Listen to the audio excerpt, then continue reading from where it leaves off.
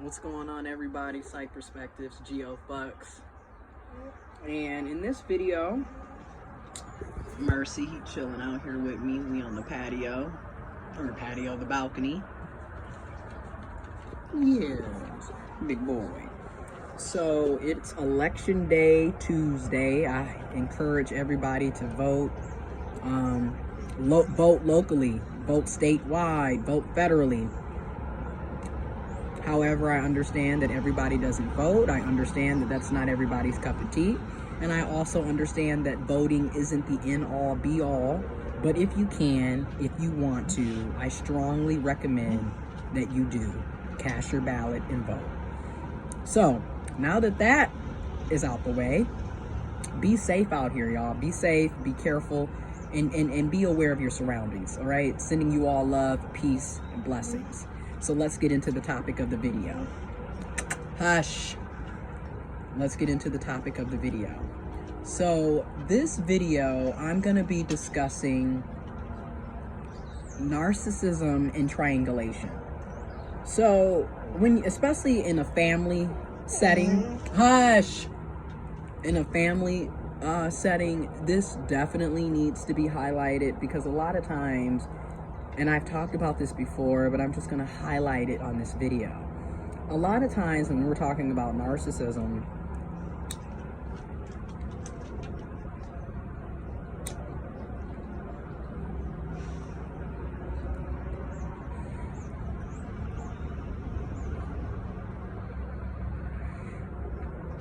baby, that is actually pretty good. A lot of times when we're talking about narcissism in a family setting, it's very it's sad, because you'll have a parent or a family member who will basically manufacture beef, issues, strife, discrepancies between one or two or more family members.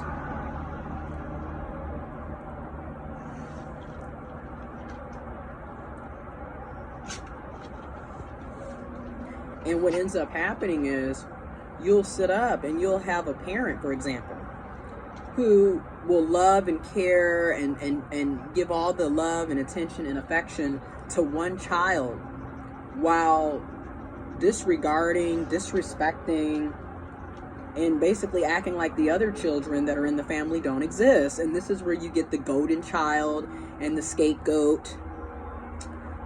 Who, the golden child gets all the love and attention and affection and support, and then the scapegoat gets hardly any love, any affection, any support. So, and then I had an example. Here it is. I just had surgery, okay?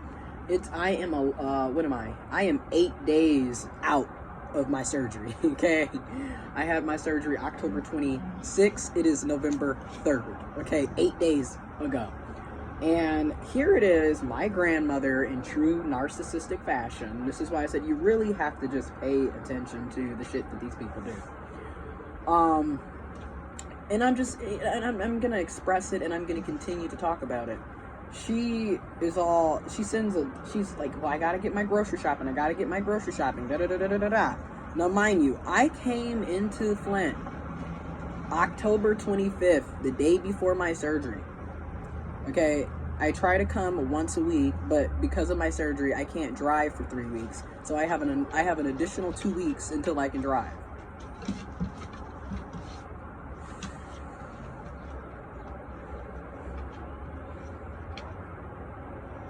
With that being said, I came the day before my surgery and was like, well, let me do this grocery shopping. Let me get this stuff out the way now, because when I get, I'm not going to be able to drive and do anything.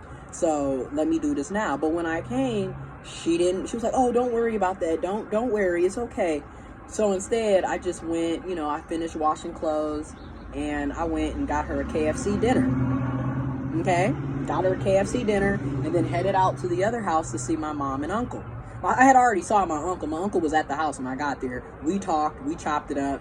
He had to go do some stuff. So from there, I left after washing clothes and went to get my mom food, got my uncle something, and then we was out there for a few hours talking, chopping it up. before I headed back, because I knew, like, okay, well, I got to get going because I'm driving back into where I live now in preparation for my surgery.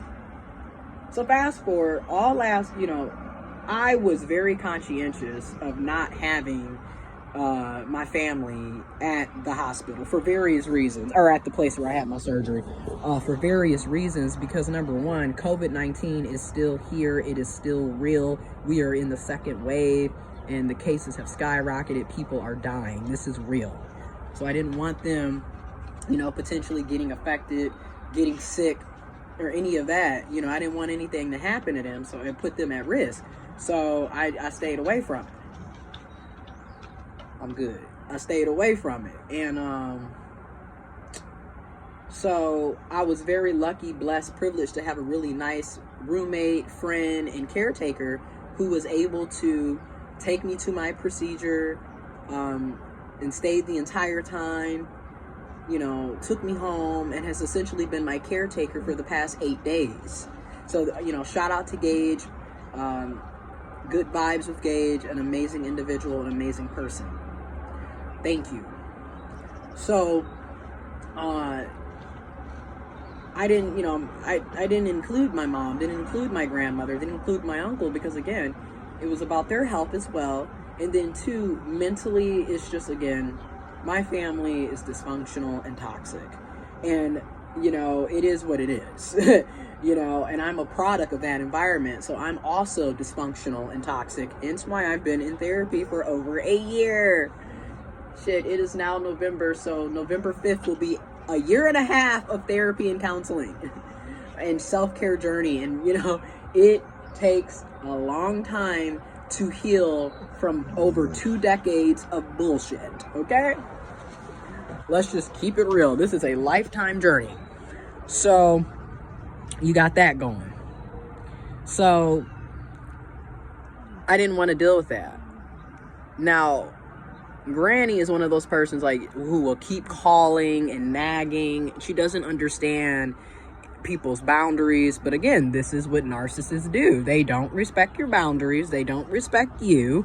And in many cases, they don't really care about you like that either. It's all about control, and let's just keep it honest. They have to have control at all times. So I noticed yesterday, she was like, well, Trey's coming over, my uncle's coming over, and he's going to do the grocery shopping. And the way she was saying it, and she does this all the time. This is what I mean by be quiet. This is what I mean by the triangulation. She tries to make people jealous of shit that people are not going to be jealous about. You're sitting up here trying to make it seem like I'm going to big up Trey today because he's going to be the golden child for the moment. You and your mother, y'all ain't doing nothing for me. Y'all don't never do nothing for me. Blah, blah, blah, blah, blah. In the meantime, I just had a major surgery. This is exactly what I mean by they don't care about you. Everything is about them. And they will sit up and triangulate you and other family members. Or if this is a loving, sexual, sensual relationship, they will triangulate you with other people that they're probably cheating on you with. Okay? This is what they do. And she thought she was going to get, anger and upset out of me. And it's like, girl, I do not care. You 75, almost 76. Grow the fuck up. That's all you do is sit up here and try to put your kids against each other. And then you wonder why people don't have functioning, healthy relationships with each other. It's because of you. You have systemically fucked this entire family. Let's just keep it a buck. Keep it a buck. Keep it 150 Hassan Campbell style. Let's just keep it real.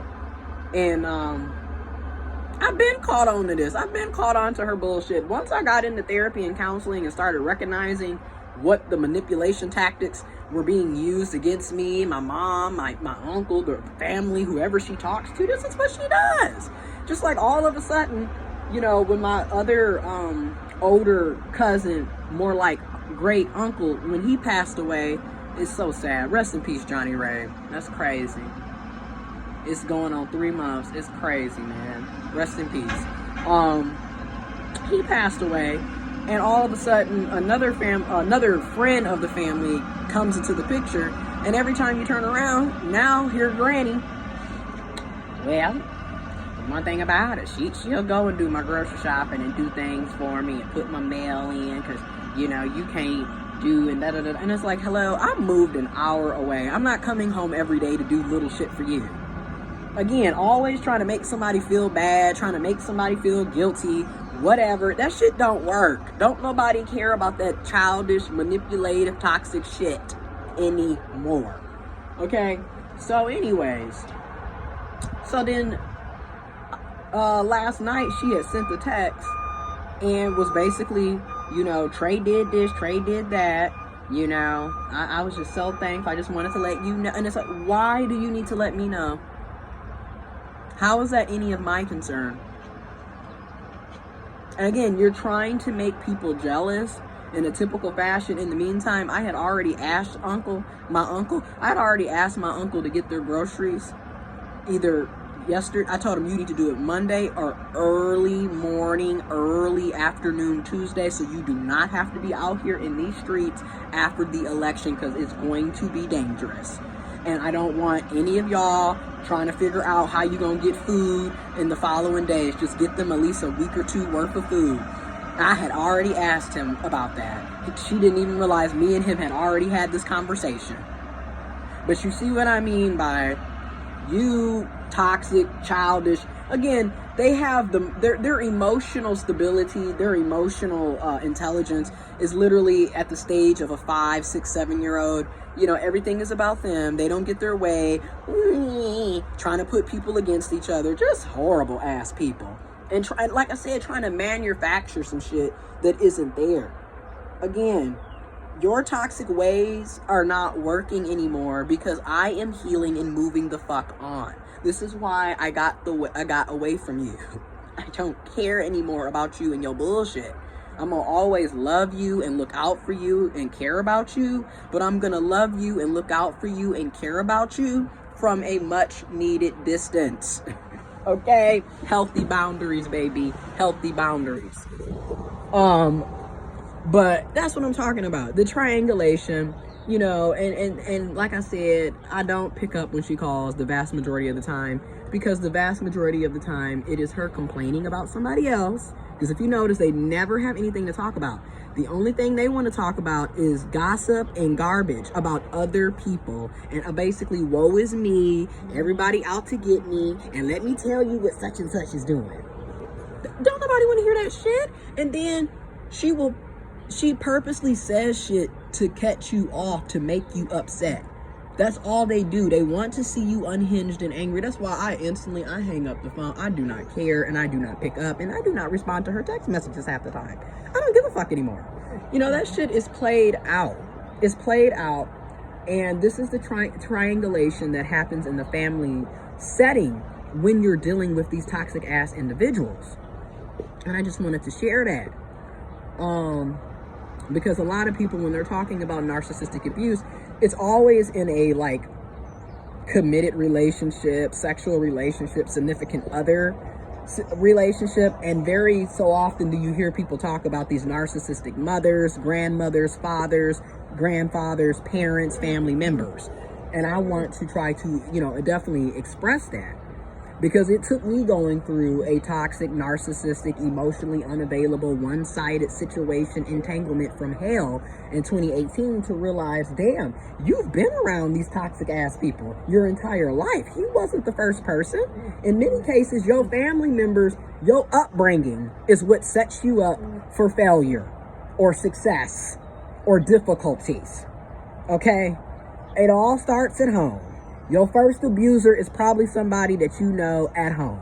More than likely a family member or a caretaker or a parent. I'm just being honest. But this is almost 15 minutes. Again, y'all be safe out here. I am resting and healing. Again, I got another 2 weeks until I can drive. I got my bike, so I'm assuming like I'm just going to be on my bike. If I need to get somewhere or go somewhere real quick, or Uber. You know, because I don't want to keep asking my roommate to do stuff all the time. I appreciate him and very thankful to him and grateful to him.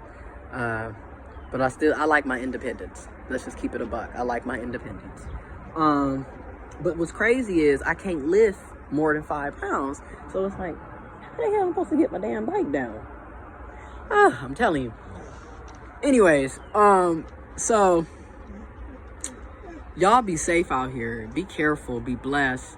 Sending y'all love. Wear your mask. Try to stay 6 feet apart. But if you are out and about and you got to vote and everything, it's not really going to be doable to be 6 feet apart. So at least have on your mask, have some hand sanitizer, bring some food, because you're going to be in these lines. If you can bring, like I would bring, honestly, we're going to bring our folded seats. We're going to bring our folded seats because 9 times out of 10, I've already voted. My roommate has to vote, so we're going to bring our folded seats just in case. So we can just sit and chill if we do, you know. But anyways, I'm about to end this, and y'all be safe. But healthy boundaries is a must when dealing with these toxic individuals.